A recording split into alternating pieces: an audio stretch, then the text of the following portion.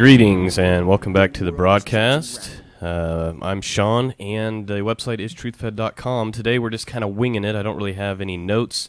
Didn't really have time to put it together, but if you're familiar with the show, we talk about the last days, end times, prophecy, news, and things of the like. And today we're going to be talking about the parable of the 10 virgins, and I've got an awesome audio clip to play from a guy who does an excellent job of this teaching named Alan.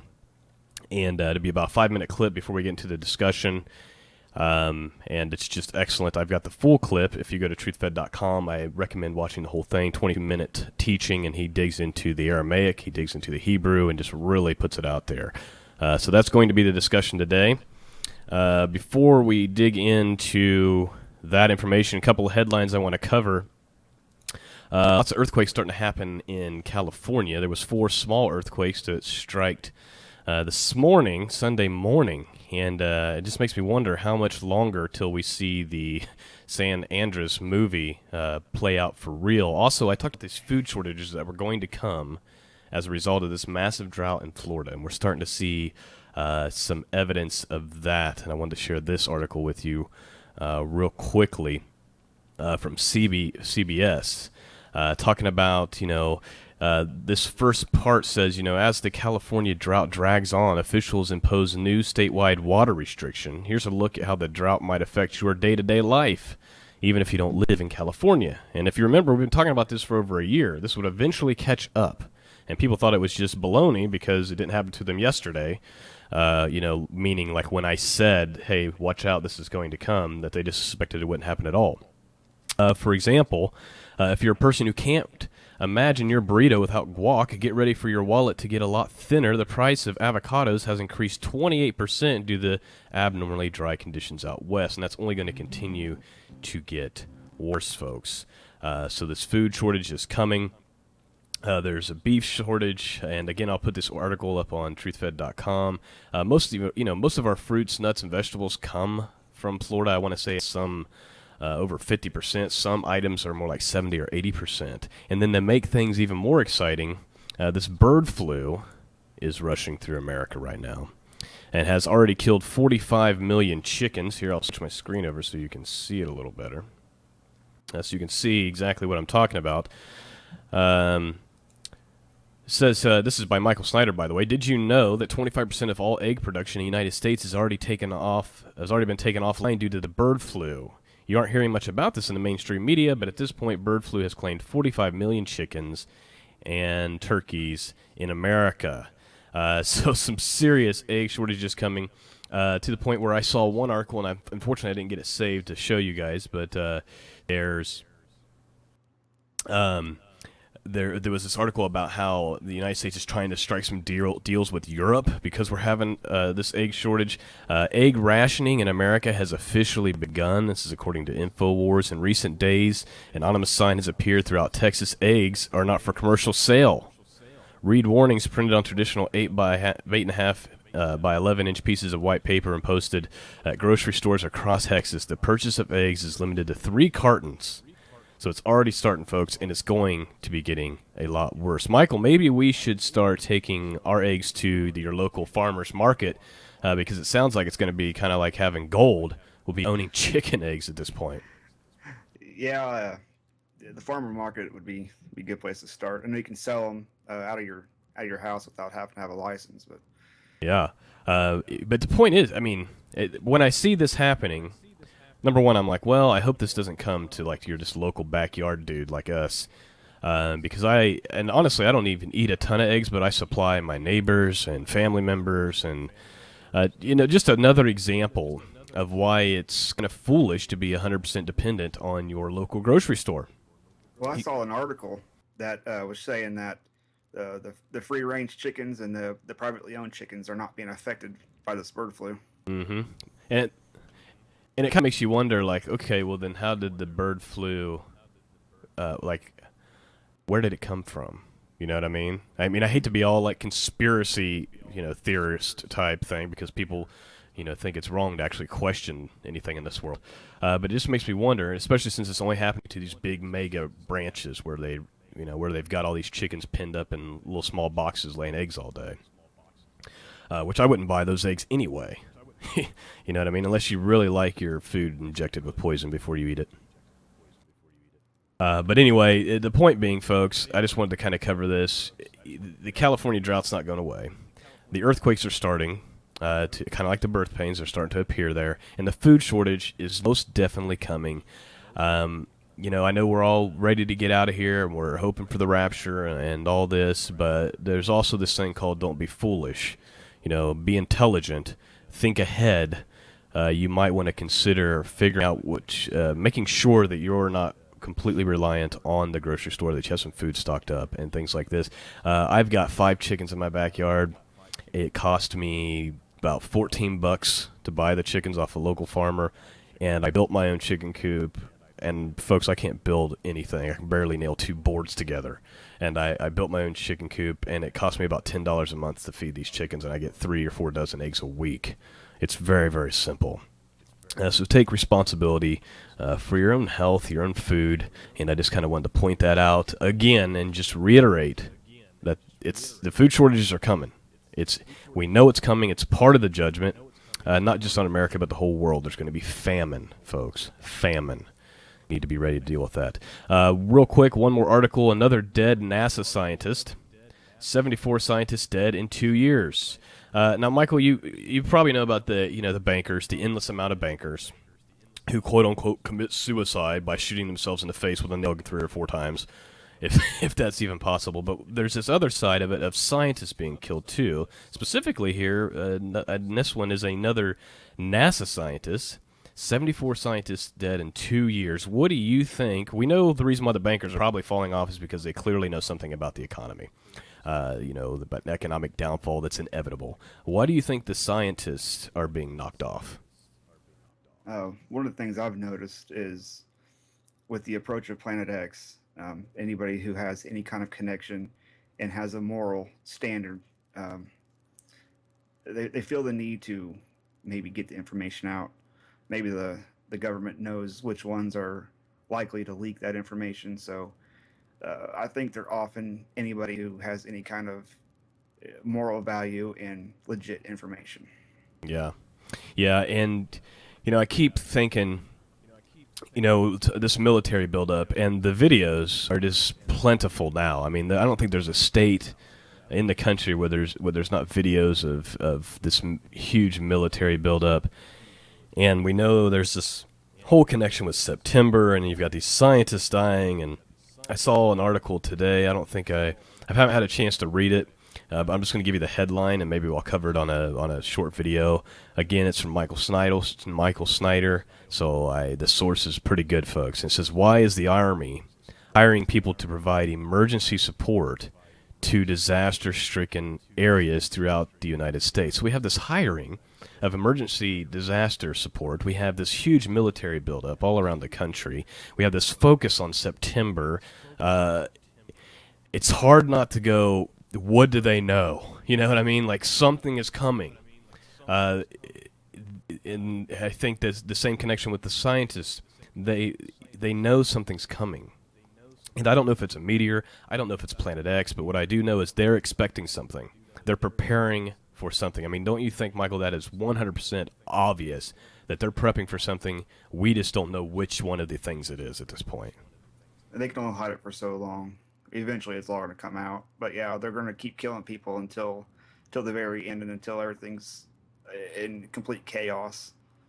And we're right there, I think. I mean, we're on the brink of complete chaos. Also, hopefully this show doesn't get cut off in the middle. We got severe storms that are actually supposed to be in our neighborhood, Michael, in the very near few minutes. So if you hear a bunch of rumbling, that's what's going down. Anyway, I don't want to spend a whole lot of time because we're kind of short on time tonight on the news. Just to say, hey, just to reiterate, food shortages are coming. They're getting worse, and it's not just fruits and vegetables. We're seeing these diseases like what's going on with the bird, and then we see this buildup. That we know that something's coming. They're preparing. It only makes sense that we be prepared as well. What I want to focus in on tonight is the parable of the 10 virgins and maybe another parable. Really, I just want to focus on the kingdom, the rapture, and being prepared for that, watching for the Lord, and the importance of that. And there's a lot of people who want to argue this point And that's fine. You can have your own opinion, your own interpretation of the scriptures, but I'm going to share some information that I think is incredibly valuable. And again, I'm going to play this clip for you. It's about 5 minutes long, guys. Pay attention. And please go to the video. I'll just pull it up for you here so you know where it's at. If you go to truthfed.com, you need to watch it. It's 22 minutes long. This guy does an incredible job of digging in. Not only he doesn't even use like one of our standard Bibles. He's literally interpreting the actual text. He does a fantastic job of it. If you go to truthfed.com, click on one of the top videos. It says The Parable of the 10 Virgins. And make sure you go in there and watch that. He literally breaks down each word. The Bible wasn't written in English, folks. Believe it or not, the name Jesus is not found in the Bible because that's not actually his name. It's Yeshua. All these things that's people go, well, the word rapture is not in the Bible. Blah, blah, blah. No, the word rapture is not in the Bible. You know why? Because it wasn't written in English, but there is a word in the Greek called harpazo, or the hachef in Aramaic. It's there, folks. It's there, but yeah, the rapture is not found, but it's certainly found in other languages, specifically the ones the Bible was actually written in. So you need to do a little more research before you come to the channel and start saying things like that. But go here, watch The Parable of the 10 Maidens, and he breaks it down really well. I'm going to play 5 minutes of this clip, just to him kind of describing a few things. But before I do that, let me just read The Parable of the 10 Virgins. And I'm going to read the Amplified Bible version. And it says, "Then the kingdom of heaven shall be likened to 10 virgins, who took their lamps and went to meet the bridegroom. 5 of them were foolish." And this is why I like the Amplified, folks, because it breaks it down a little bit better. 5 of them were foolish, thoughtless, without forethought, meaning they weren't thinking ahead. And 5 were wise, sensible, intelligent, prudent. Verse 3, "For when the foolish took their lamps, they did not take any extra oil with them. But the wise took flask of oil along with them also with their lamps. While the bridegroom lingered and was slow in coming, they all began nodding their heads, and they fell asleep. But at midnight there was a shout, 'Behold, the bridegroom comes!' Or, 'Behold, the bridegroom, go out to meet him.' Then all those virgins got up, put their own lamps in order. And the foolish said to the wise, 'Give us some of your oil, for our lamps are going out.' But the wise replied, 'There will not be enough for us and for you. Go instead to the dealers and buy for yourselves.' But while they were going away to buy, the bridegroom came. And those who were prepared went in with him to the marriage feast, and the door was shut. Later, the other virgins came and said, 'Lord, Lord, open the door to us.' But he replied, 'Solemnly I declare to you, I do not know you. I am not acquainted with you," meaning we don't have an intimate relationship. "Watch, therefore, give strict attention, and be cautious and active. For you know neither the day nor the hour when the Son of Man will come. For it is like a man who was about to tell..." Well, I'm not going to go into that part. Let's just stop there. So, watch, therefore, give strict attention. People say, well, you don't need to pay attention to the end times, blah, blah, blah. Really? Because he's saying right here, give strict attention, be cautious and active, for you know neither the day nor the hour when the Son of Man come. Let me play this clip from Alan, as he goes in and kind of describes a little bit about what's going on, and then Michael and I will have a discussion and talk about some of the other parables that kind of coincide with that. So let me play this for you guys real quick like. Going away to buy more oil, the bridegroom came, and those who were prepared went in.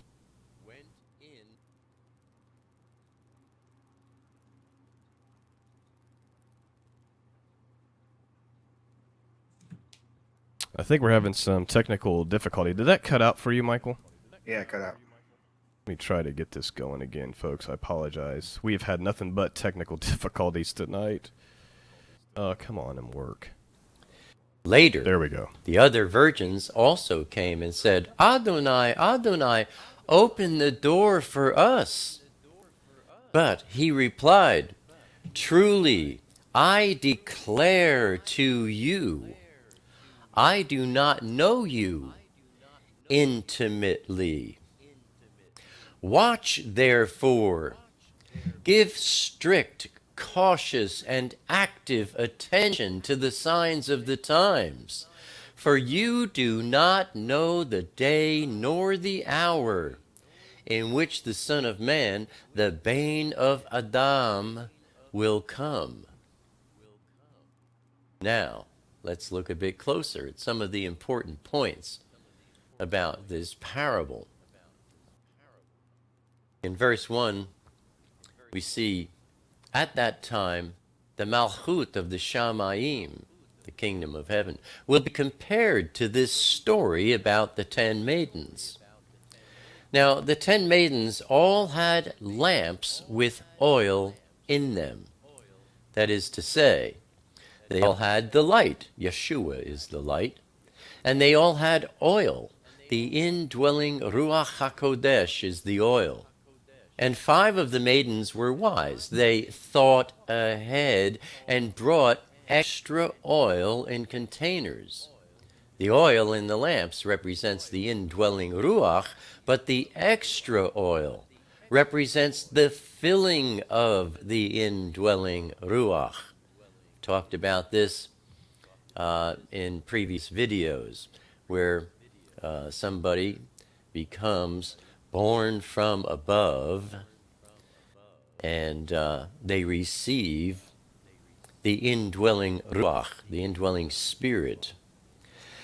If they think that it's all done at that point, and they don't spend any time pitching their tent with Elohim, growing in His Word, then that's it. They don't receive the filling. But those who become born from above and fall in love with our Savior and Abba Father, they dig in, they search for Him, they keep chasing Him, every day they're reading the Word, and they're receiving the filling of the Ruach HaKodesh. They're getting extra oil for their lamps. Now, the foolish maidens are like those who say the prayer of salvation and think that they're done. They do not think ahead. They don't pursue their Mashiach any further, Yeshua. But the wise maidens are like those who say the prayer of salvation and they think ahead. They want to grow in the indwelling Ruach.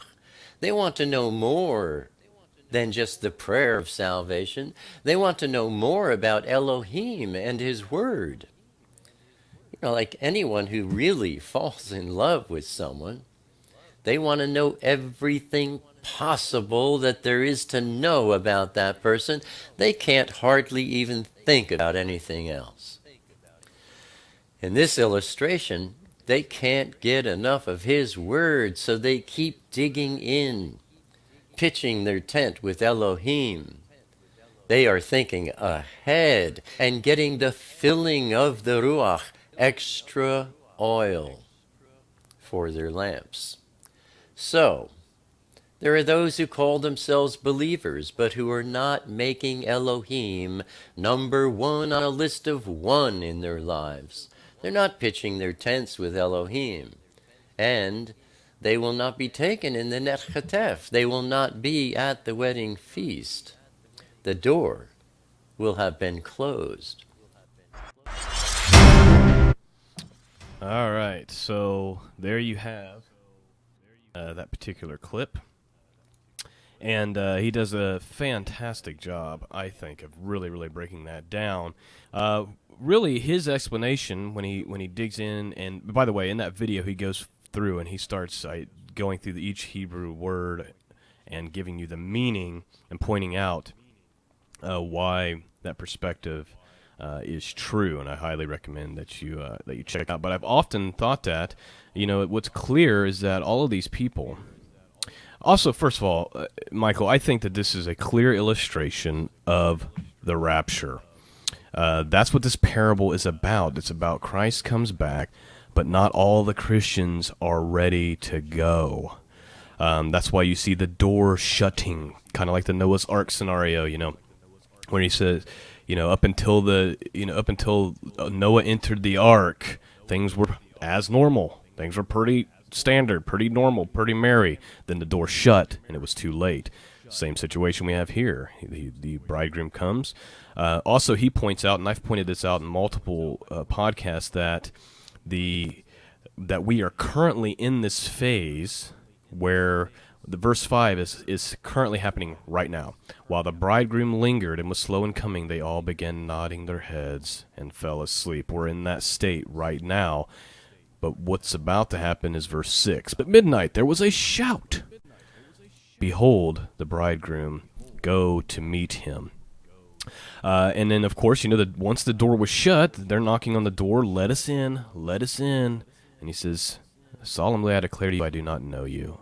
I'm not acquainted with you. We're not in an intimate relationship. It's not that they weren't believers or that they didn't even have the Holy Spirit. It's that they didn't take that extra oil, which he pointed out.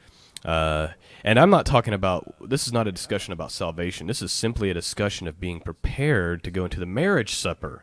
That's why Jesus says, blessed are those who are invited to the marriage supper. Not all of the Christians are going to the marriage supper. There will be some guests, some other things. We can get into that here in a few minutes.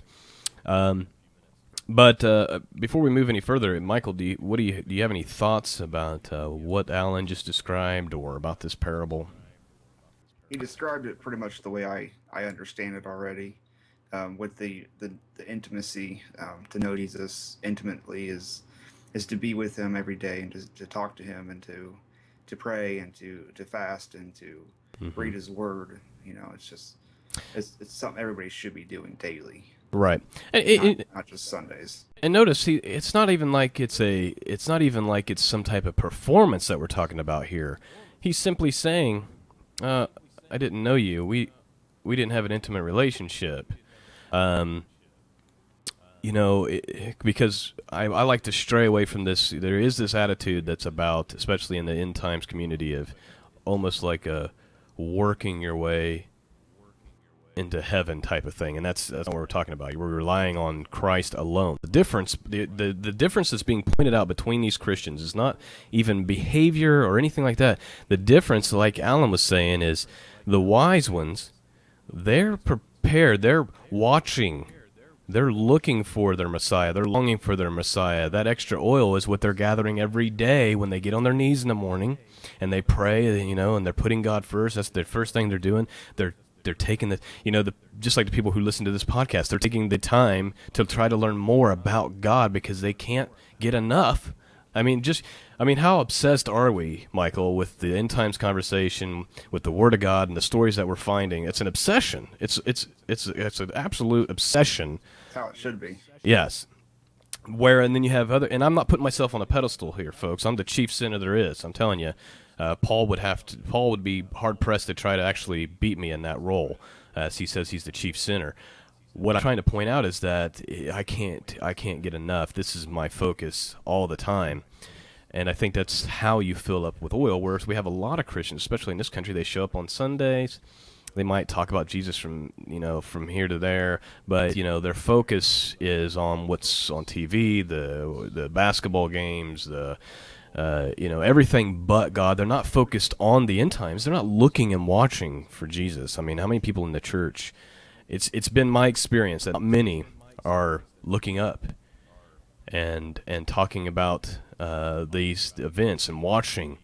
And I think it's interesting, and I always tell people, people who don't care about the end times or want to talk about the return of Jesus or focus on that, I'm like, he flat out says this multiple times throughout the scriptures, the importance of watching. And in this particular one, he says, give strict attention, be cautious, and be active. Actively do this. Why? Why do we do that? Because you don't know when the day or the hour will come, and you don't want to be like one of the foolish virgins who didn't have the extra oil to make it into the marriage supper. Any other thoughts, Michael? Yeah, it specifically says that in verse 13 in Matthew 25 to watch, and people will openly mock anybody who tries to watch and decipher and discern the end times. Right. But they will be the very people who, when the rapture actually does happen, and they realize what has taken place, who will be falling on their knees at that point and saying, "Lord, take us too." You know what I mean? That's what I foresee. Take us too. Don't leave us. And Jesus is saying it's too late. I don't know. I'm not acquainted with you. How do you get acquainted with somebody, Michael? Do you buy them anything? Do you work really hard? All you have to do is start spending some time together. That's how you get to know somebody. Spend some time. You don't want some stranger following you around, Right? And then try to follow you home and say, "Hey, I'm your best friend." Yeah. And hey, can I come into your house? And who do you invite to your wedding? Yeah, can I be your best man? Yeah, you invite the people that you're in a relationship with.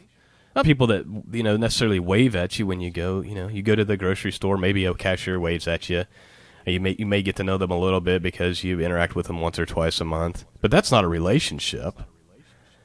You know what I mean? And people treat their relationship with God like that. Well, we've met. You know what I mean? Like, well, we've met, and somehow you're going to go live in His kingdom because you've met. And once a day on Sunday. Yeah, that's a dangerous thing. Now, again, I'm not saying that the foolish virgins are not saved. I don't think there's any evidence here to say that. What I will say, and I say with confidence, is that the foolish ones are not making it in the net hachef, which is what it's called in Aramaic. That's what Alan points out, which is the snatching away, or literally translated, the kidnapping. Because Jesus is going to kidnap the people off this planet. There's going to be a snatching away, a gathering up. And I understand that people want to argue and say, there is no rapture, blah, blah, blah. You need to read the text a little closer and maybe do a little more research outside of just your English King James Version and actually dig in, folks. And I'm not trying to be brutal. I'm not trying to be mean. I'm not putting myself up on a pedestal. But we're out of time here, ladies and gentlemen. And the loving thing for me to do is to say, get off the milk and start eating some meat, because you need to have an understanding of what's going on, and you need to be watching for Christ. You need to be longing for Him, just like these maidens are here. Now, here's something that I feel. I'm going to read this parable to you, Michael. It's Matthew 22.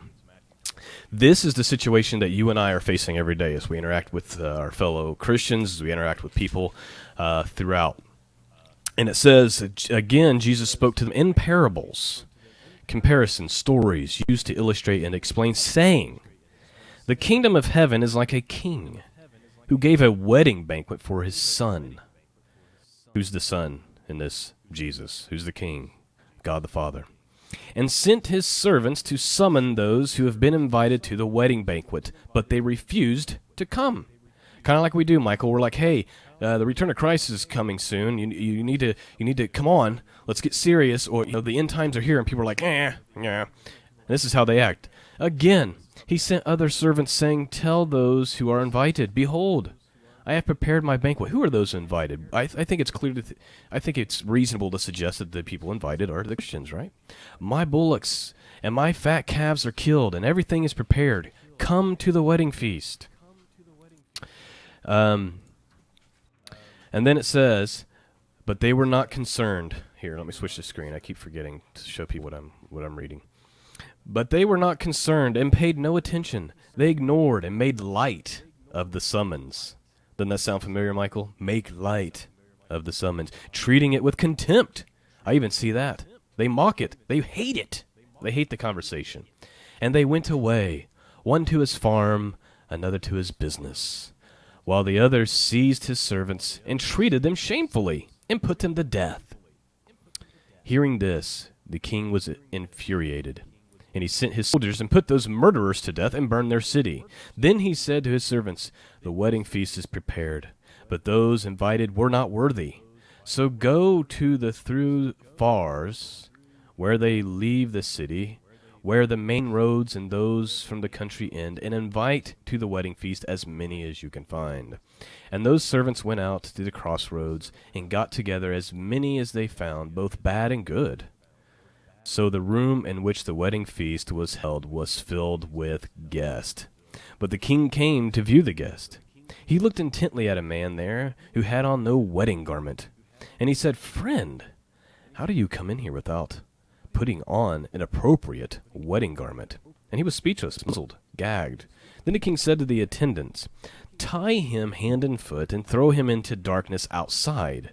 There will be weeping and grinding of teeth, for many are called, invited, summoned, but few are chosen. So we have another parable, and it goes on. The Pharisees went and consulted and plotted together how they might entangle Jesus for his talk. I think the Pharisees thought, that he's talking about us, and I think in a sense he was. But in another sense, I see this parallel with this parable and the one we just read. Okay, so we have the wise and foolish virgins. A marriage supper is about to happen. Then we have this other parable, and Jesus is like, okay, this is also, how the kingdom's like. People are invited to the wedding banquet, and the servants go out, and they say, hey, this is upon us. Come to this wedding supper. And the response, and I've experienced this myself with my fellow believers, is to treat what I'm saying with either ignoring it, making light of it, or they literally treat it with contempt. They get angry and mad about it, and they're like, and I've even heard, I don't want the rapture to come because, I want to see a kid get graduated, or I want to get married, or I want to get a promote. What they're saying is, I would rather see these events in my life happen than to see Jesus come back today. Those are the very people who'll be knocking on the door when it is shut. Those who wanted nothing to do with this conversation. Michael, what do you think? Yeah, I've talked to people who say they're Christian, and I give them the warning, give them the signs, saying, Jesus is coming back. And I've heard, I hope not, or not yet, or just they're not ready, and they're holding too tightly to this world and the things of this world, which is sad because they're putting that stuff above Jesus, and they're not going to make it in the rapture. Right. And whether they're, even again, I go back. I'm not making a suggestion on a salvation type of thing, but I personally don't want to be stuck here. Number one, and again, it really, if you're not looking for Christ, if you're not longing for His return, you're a foolish maiden. You're a foolish virgin. Because if you're, like Alan said in his interpretation, if you're in love with the Lord, you want His return. You want that to happen now.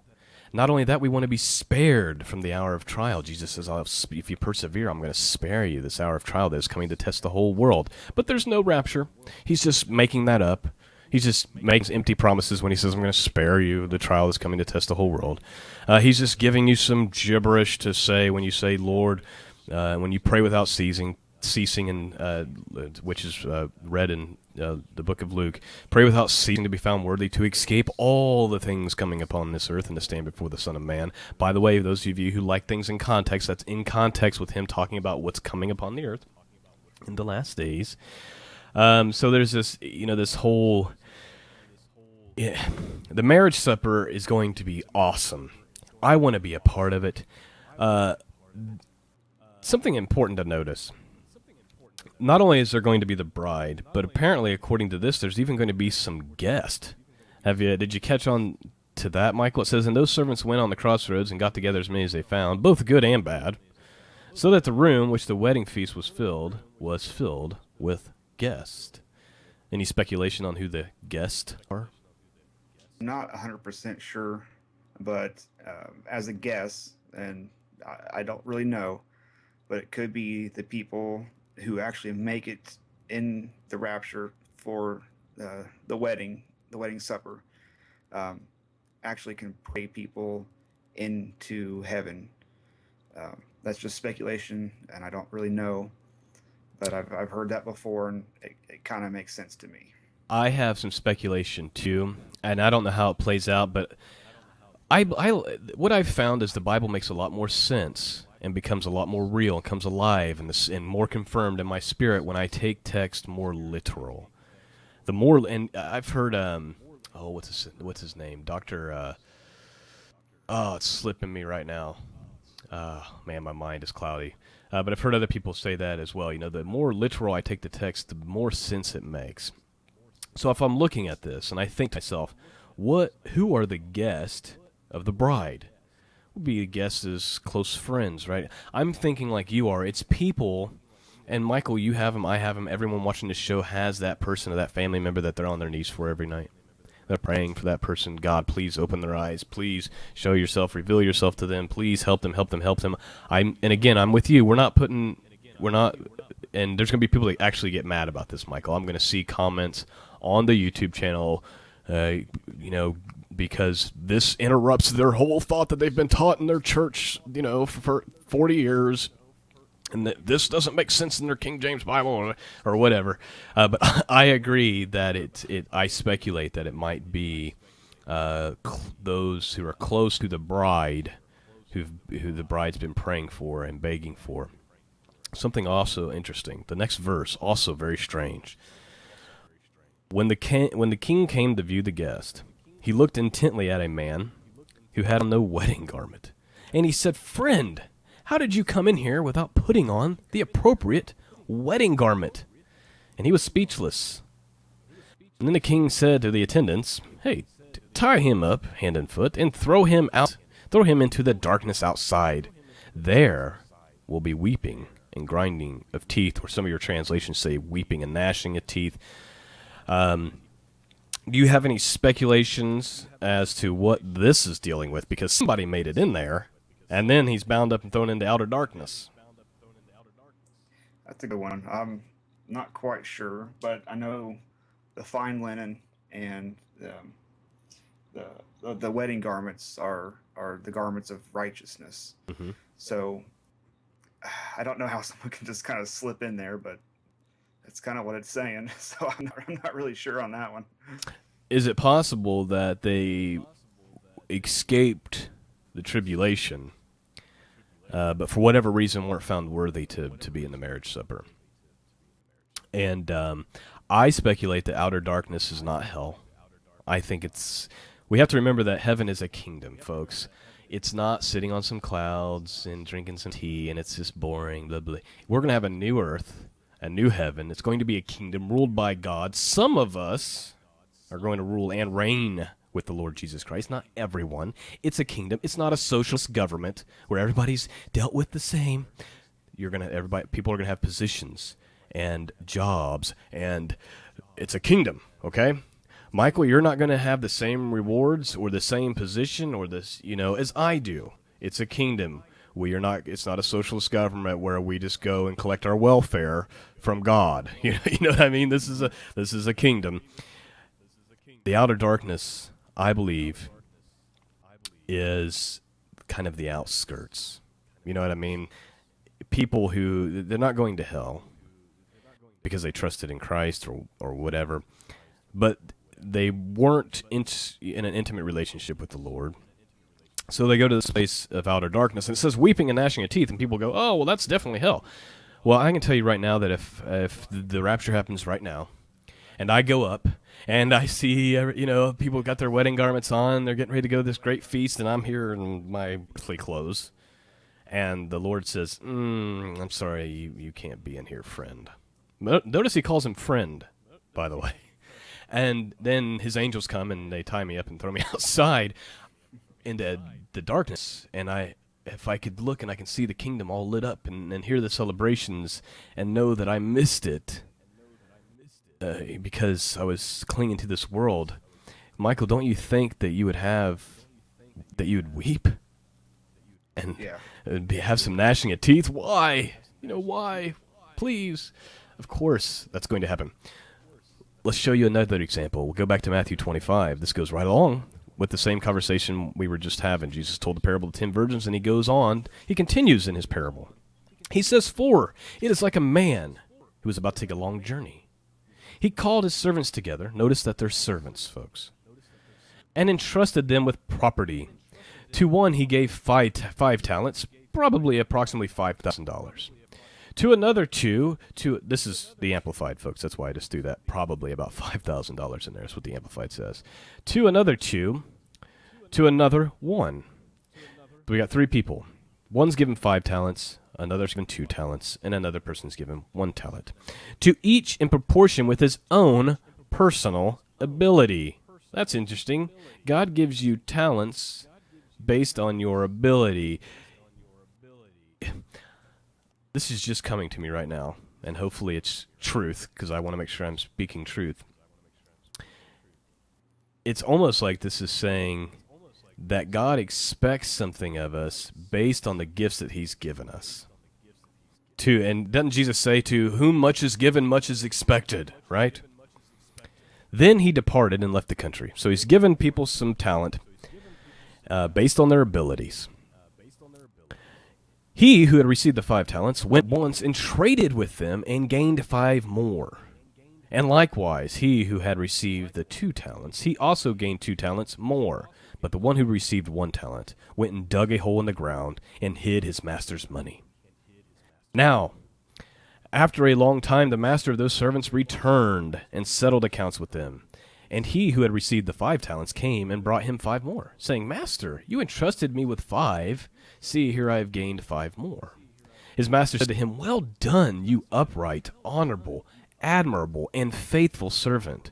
You have been faithful and trustworthy over a little. I will put you in charge of much. See, it's a kingdom. It's a hierarchy. This person's given a lot of responsibilities because he was faithful with a little. Enter into, again, I think we're talking about the kingdom, and share the joy, the delight, the blessedness which your master enjoys. So he's saying, hey, you've been faithful with a little. Come into my kingdom and enjoy much more. And he also, who had 2 talents, came forward, saying, Master, you entrusted 2 talents to me, and here I have gained 2 more. His master said to him, Well done, you upright, honorable, admirable, and faithful servant. You have been faithful and trustworthy over a little. I will put you in charge of much. Enter into and share the joy, the delight, and the blessedness which your master enjoys. He who had received 1 talent also came forward, saying, Master, I knew you to be a harsh and hard man, reaping where you did not sow, and gathering where you had not windowed the grain. So I was afraid. I went and I hid your talent in the ground. Basically, folks, he did nothing. Here you have what is your own. But the master answered him, You wicked and lazy and idle servant. Notice, this is a servant, but he was wicked and lazy, and idle, meaning doing nothing. Did you indeed know that I reap where I have not sowed and gathered grain where I have not widowed? Then you should have invested my money with the bankers, and at my coming I would have received what was my own with interest. So take the talent away from him. In other words, take the reward away, and give it to the one who has 10 talents. For to everyone who has, more will be given, and he will be furnished richly, so that he will have an abundance. But from the one who does not have, even what he has will be taken away. And throw the good-for-nothing servant into outer darkness. There will be weeping and grinding of teeth. When the Son of Man comes in his glory, his majesty and splendor, and all the holy angels with him, then he will sit on the throne. It's his glory. And it goes on to talk a little bit more. But we have that same situation, Michael, where we've got Jesus saying the kingdom's like this. You know, we've got these servants of God. They were given some responsibilities based on their ability. Some did a lot with their responsibilities, and their reward was great, and they were called faithful. One did nothing. He was idle. He didn't do anything. And he's described as good for nothing. And he's cast into outer darkness. I think, again, if we're talking about hell or Hades, Jesus would probably use that term, but he uses outer darkness. There will be weeping and grinding of teeth. Any thoughts, Michael? Yeah, when it's talking about the servant with 1 talent, and it says, you have profited me nothing. It brought up, as scripture brought up to me by remembrance is Ephesians, and it says, in Ephesians that by grace you are saved through faith, but it also says faith without works is dead. Right. So I think that is a parable of what that's talking about there. So you, you don't do works to be saved, you do works because you are saved. Right. And that is an example of what will happen without any works. That, without doing any works, you're going to be cast in Yeah, the I mean, darkness. again, the way I look at it is, yes, you're not saved by works, but you're definitely rewarded by what you do for the kingdom. And this is an example. We have one guy who did something for his master. He worked hard for his master, and his reward was great. And then the guy who said, you know what, this is my master, but he's kind of harsh, and he doesn't. The way he describes his master, it's almost like he doesn't even really know his master very well. You know what I mean? Because he gives this description of him, which was not the experience the first two had. He gives this description, well, I knew you were kind of a harsh man, so I just buried mine. And his reward, or his talent, the one talent that he did have, was taken away from him and given to the one who did a lot of work for the Lord. That's, again, would that not lead to weeping and gnashing of teeth? Even if this wasn't a salvation issue, but here you are before God, and you receive no reward, and the one that you were supposed to have is taken from you and given to the person who did the work. And notice he doesn't say, come and inherit the kingdom. He doesn't say you're not going to be in the kingdom. He's saying you're not going to come in and inherit, enjoy this with me. The delight, the blessedness is the way that is my current view on that. And of course, again, we have the outer darkness. He's thrown out in the outer darkness, which, whether that's hell or not hell, that's still awful and heartbreaking. And I want to the words that I want to hear more than anything when this life is over, is verse 21. His master said to him, well done, you upright, honorable, admirable, and faithful servant. You have been faithful and trustworthy over a little. I will put you in charge of much. Enter into and share. It's not even just entering the kingdom. It's sharing in the kingdom. The joy, the delight, the blessedness which your master enjoys. There's going to be a lot of people, Michael, I believe, and you can tell me what you think about this, that when this is all over, regardless of how the cards fall, they're going to get to heaven, and they're going, I'm trying to remember who I heard say, maybe it was this Allen guy, said, there's going to be some people that get to heaven, and they actually will be disappointed. Not because heaven's not great, but because of what they missed out on, because they refused to be faithful. They refused to be in close relationship with the Lord. They bought into the lie that you need not do anything. And I know there's a fine line there, because what people will want to do when I say, no, you need to do these things, they say, well, then you're pushing a works religion. I mean, do you get that from people? Well, you're trying to do faith by works. It's not faith through works, but because you are saved, you do works out of respect and out of love and out of care for your fellow humans. You don't want to see anybody go to hell. Right. And if, it's not that hard to mention Jesus in a conversation. I mean, it is for some, and it took me a while to get used to doing that, but I try to, at least bring it up in a conversation and get that subject, rolling, and just to give them a small warning. If that's the only thing they ever hear their whole life is a small warning, it's better than none. Yeah, but even, and works isn't all evangelism. We all have different talents to different things. Works for God can be showing love to a homeless person on the side of the street. It can be all kinds of things. It's not just telling them about the kingdom. It's being an actual ambassador for the kingdom and representing God with being loving to your neighbor. And even Paul points out that that you're not bound by the law, you're not under the law as a salvation issue. But Jesus says, you know what, if you love me, you'll obey my commandments. You see what he's pointing out is this is how those who follow me walk. They want to abide by the commandments, not because they have to in order to have salvation, but because they love me. And I think there's where people get really hung up as they go, okay, you know, I'm saved by faith. I'm trusting in Jesus for my salvation. Now I can just go live life the way I want. But Jesus says, hey, if you love me, you're following my commandments. Not perfectly, but increasingly so, I would suggest. And I'm trying to say, what's the whole point of this whole podcast? The point of this podcast is that I believe that we're soon to see this door shut.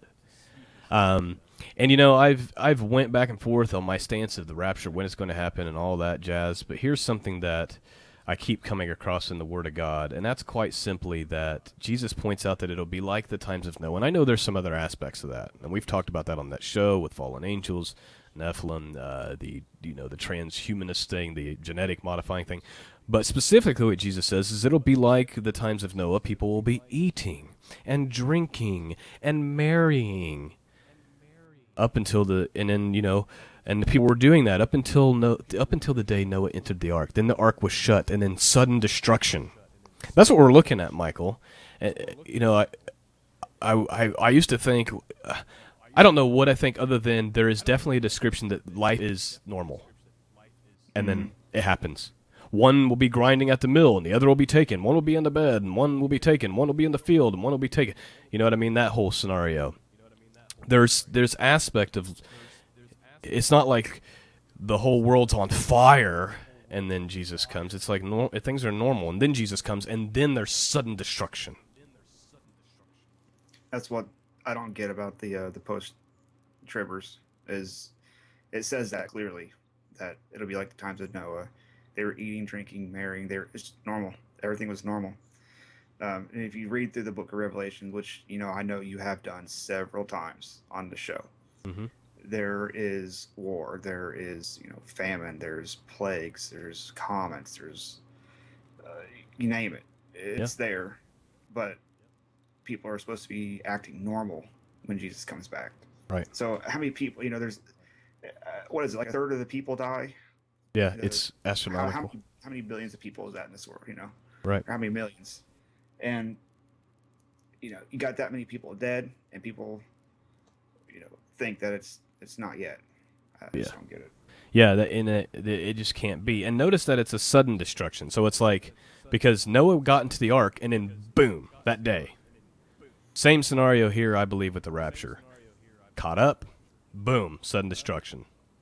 You know, whether that be meteors, whether that be nuclear war. We also have the scenario with Mystery Babylon. Mystery Babylon's about to get spanked. And what does God say? Come out of her, my people. Why? Lest you take part in her plagues and in her sin. I think that's pointing to another gathering of the people by the Lord. I don't think it's, hey, I hope you have enough money to get out of the country and to flee to some other land, even though the Great Tribulation is about to start and it doesn't really matter where you're at. I think it's a, hey, come up here type of situation. Get out of there. I think there's a lot of indications that the rapture is going to happen, and it's going to be followed by the great destruction. Does that mean there's not going to be persecution or martial law or awful things taking place in the United States before that? No, that's not what we're describing. But before the wrath of God falls upon this earth, which would be worse than anything man can conjure up, this event is going to take place. Don't be a foolish virgin. Don't say to yourself, well, I've got the fire insurance. I said a prayer back in 1999. Bathe in the Word of God. Bathe in it. Get on, you know, I have to get up really early. And I have a sleeping disorder, as in I don't sleep at all, practically. I wake up multiple times in the night. It's hard for me to get through the day, a lot of days at the office, because I can hardly keep my eyes open because I don't sleep. I still get up earlier than I have to, because I know that I need to fall on my knees before God. Not because if I don't, he's going to smite me, but because I need that. I can't get through the day without his mercy. And I also know that the return of Christ is at the door. And I want to come before the Lord every single morning and fill these extra containers full of the Spirit. You know what I mean?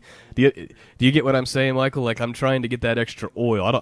Because God says it's not good enough to just have your vessel filled. He's saying if you want to come into the marriage supper, you got to have more. You got to have extra. Any thoughts? I think you're right. Yeah. I mean, we have to have that extra when he comes. Otherwise, you will be left out. Right. And you'll have to go buy that oil. And once you go get that oil and come back, it's too late. Yeah. You won't get in. It's over. Yeah. And then you're stuck here having to face the worst time in human history. And you are, it's not going to be a good time for anyone. And believers here during that time. Because I believe there'll be some left, and I believe that there'll be some who come to be a believer. It's going to be an awful situation for them. And we're already seeing how awful it's getting in the world now. We see what's going on in the Middle East. We see the way even our own country is foaming at the mouth towards Christianity, specifically those of us who are preaching the truth. Even the church is starting to turn on us and mock us, and I see this all the time, kind of like it says right here, where, after they kind of blow it off and say they're too busy, they start to have like a hatred towards the Christians and start killing them even. It says right here, while the others seized his servants, they treated them shamefully and put them to death. And the extra oil right now is free. That's the thing. It's completely free. You just have to ask for it. And that's something in my prayers every morning. God, please, I don't deserve this, but please give me the extra oil I need to enter into the marriage supper of the Lamb. Please count my household worthy to escape all these things coming upon the earth and to stand before the Son of Man. I know that there's going to be a lot of comments. People are, because these kind of conversations really get at the comfort zone of a lot of people.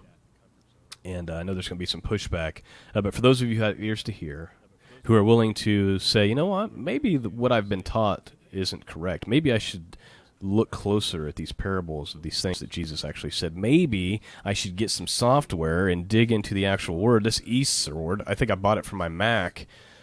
This particular one, it was given to me with a purchase, but I got it for my Mac for like $10. And at the very least, you can go in and right here I had. Let's just look at and cast ye the unprofitable servant into outer darkness.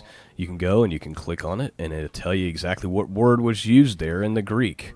And this particular word means useless, unprofitable.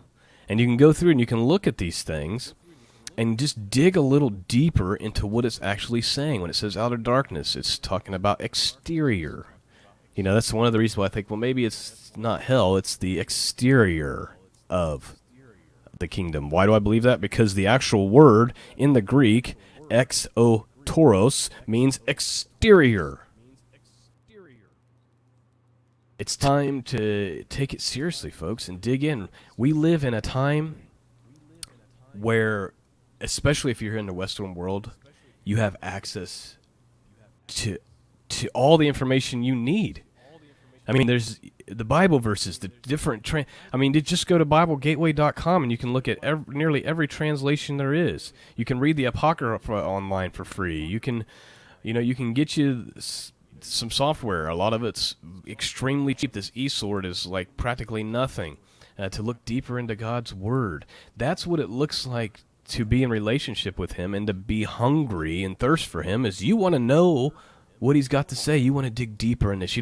The surface stuff is not good enough for the wise virgins. Only the foolish ones can take their little, 2-second message that they get from church and then go on the rest of their week not even thinking about the Lord, not getting on their knees, not repenting of their sins. So anyway, this has really became a ramble for me, Michael, and We're approaching an hour. I need to close it up. Do you have any closing thoughts? Anything that you want to add to this?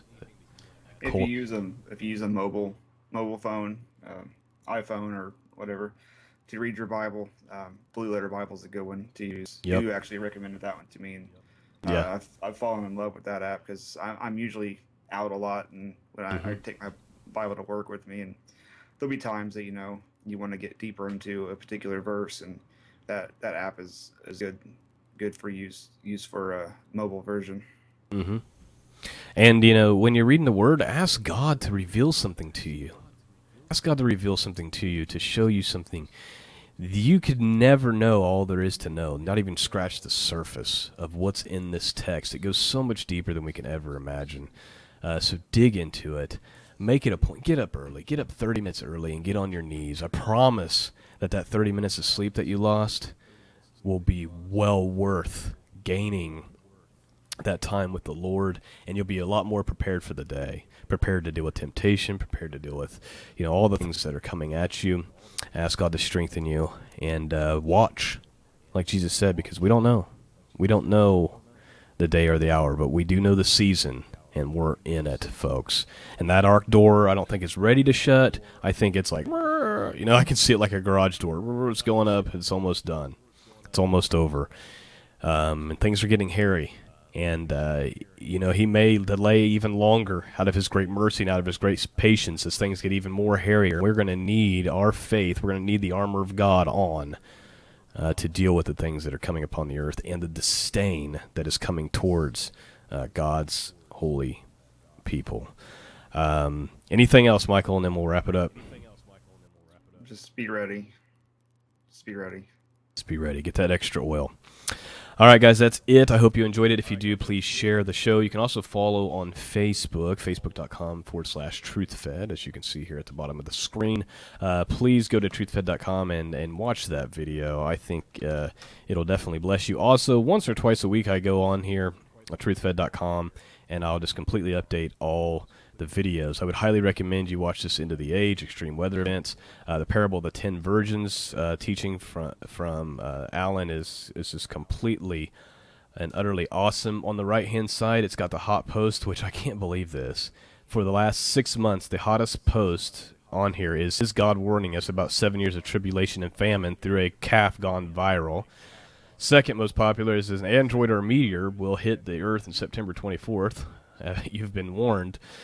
So some crazy things are taking place, and I've tried to make this as a resource, just so you guys have a place to go to find everything you need to be prepared and to have an understanding of what's going on. Please share this with loved ones that might, sometimes we win people over because they are interested in the things that are going on around the world. They've heard about Planet X, they've heard about aliens and all these crazy things, and they'll come and then they'll find out that some of that stuff that they've speculated about is true. And guess what? It's in the Bible. And then they go, oh, maybe there's something to this. So share it with your friends and family. That's it. I'll try to get another podcast out this week, and then we'll be back next Sunday for another broadcast. If there's a specific topic related to end times that you would like to hear us talk about, you can send that to me. But typically what I do is I just let the Spirit kind of speak to me on what the conversation is going to be about. And I can never talk enough about the marriage supper and these last days. So peace and grace be with all of you. Until next time, God bless.